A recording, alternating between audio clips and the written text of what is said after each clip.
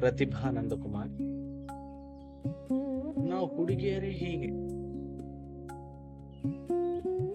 ಹೌದು ಕಣೆ ಉಷಾ, ನಾವು ಹುಡುಗಿಯರೇ ಹೀಗೆ. ಏನೇನೋ ಒಟಗುಟ್ಟಿದರು, ಹೇಳಬೇಕಾದ್ದನ್ನು ಹೇಳದೆ ಏನೇನಲ್ಲ ಅನುಭವಿಸಿ ಸಾಯುತ್ತೇವೆ.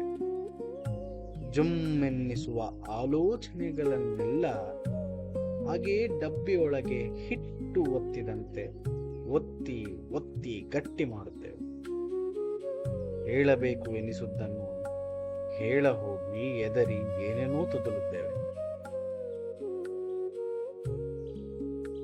ಐ ಲವ್ ಯು ಅಂತ ಹೇಳಲು ಕಷ್ಟಪಟ್ಟು ಬೇರೆ ಏನೇನೋ ದಾರಿ ಹುಡುಕಿ ಸಂದೇಶ ಮುಟ್ಟಿಸಲು ಹೆಣಗುತ್ತೇವೆ. ಅದನ್ನು ಅರ್ಥ ಮಾಡಿಕೊಳ್ಳಲಾರದೆ ಹುಡುಗರು ಕೈ ತಪ್ಪಿದಾಗ ಮುಸು ಮುಸು ಅಳುತ್ತೇವೆ.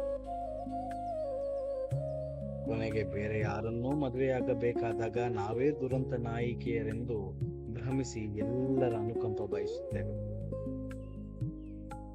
ಗಂಡನಲ್ಲಿ ಅವನನ್ನು ಹುಡುಕುತ್ತೇವೆ, ಗಂಡನಿಗೆ ಮಾತ್ರ ಅದರ ಸುಳಿವು ಸಿಗದಂತೆ ನಡೆಸುತ್ತೇವೆ. ಅಷ್ಟರಲ್ಲಿ ಒತ್ತಿಟ್ಟ ಭಾವನೆಗಳೆಲ್ಲ ಅರಳಾಗಿ ಬಿಟ್ಟಿರುತ್ತವೆ. ಅರಳುವುದೇ ಇಲ್ಲ ಉಷಾ.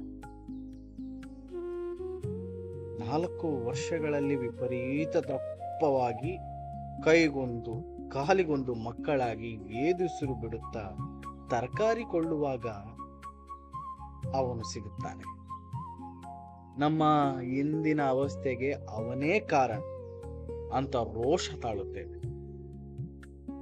ಅದರ ಮೇಲೆ ನಗು ನಗುತ್ತಾ ಅವನ ಹೆಂಡತಿ ಮಕ್ಕಳ ಯೋಗಕ್ಷೇಮ ವಿಚಾರಿಸುತ್ತೇವೆ. ಯಾಕೆಂದರೆ ಅವಳದ್ದು ಅದೇ ಕಥೆಯಲ್ಲವೇ.